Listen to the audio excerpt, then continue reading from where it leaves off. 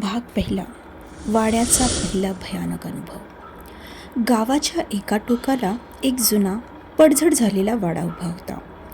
अनेक वर्षांपूर्वी तो एका राजाच्या अधिपत्याखाली होता.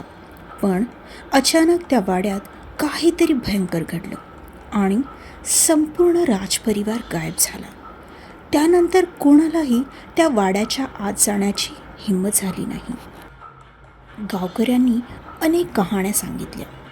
त्या वाड्यात राहणारा आत्मा अजूनही जिवंत जो तिथे प्रवेश करणाऱ्या आपल्या ताब्यात घेतो. अशाच एका रात्री काही तरुणांनी त्या वाड्यात जाण्याचा निर्णय घेतला. आकाश, रोहित, विक्रम आणि करण हे 4 मित्र होते, ज्यांना अशा गूढ गोष्टींमध्ये खूप रस होता. त्यांना भीती वाटत नव्हती, उलट ते या रहस्याचा उलगडा करण्यासाठी उत्सुक होते. ते फक्त गावकऱ्यांनी पसरवलेली अफवा असतील, आकाशने हसत म्हटलं. हो, आपण बघून तर घेऊया की खरी गोष्ट काय आहे. विक्रमने दुजोरा दिला. त्या रात्री चंद्र मंद प्रकाश टाकत होता. वातावरण थंड होत चाललं होतं. 4ही मित्र हातात टॉर्च घेऊन वाड्याच्या दिशेने निघाले.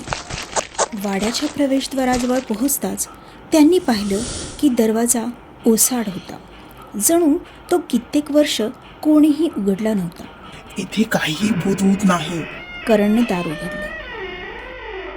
ते जसे आत शिरले तसेच त्यांना प्रचंड थंड हवा जाणवली. जणू त्या वाड्यात नेहमीसाठी थंडीचं राज्य होतं.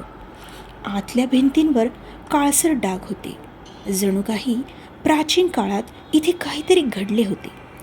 तेवढ्यात रोहितने भिंतीकडे पाहिलं आणि त्याच्या अंगावर काटा आला. तिथे काहीतरी लिहिलेलं होतं, पण धुळीमुळे स्पष्ट दिसत नव्हतं. त्याने हात फिरवला आणि शब्द स्पष्ट झाले. मी अजून इथे आहे आणि आता तूही. त्या अक्षरांमधून जणू भेसूर ऊर्जा येत होती. हे कोणीतरी मुद्दाम लिहिलं असेल, आकाशने म्हटलं.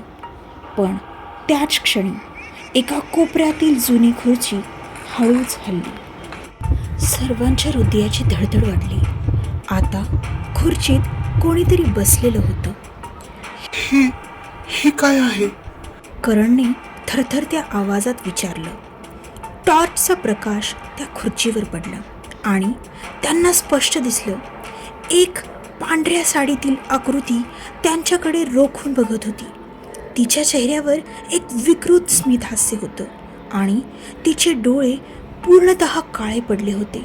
मग ती हसली आणि त्या वाड्यात पहिल्यांदाच एका आत्म्याचा भेसूर प्रतिशोध सुरू झाला.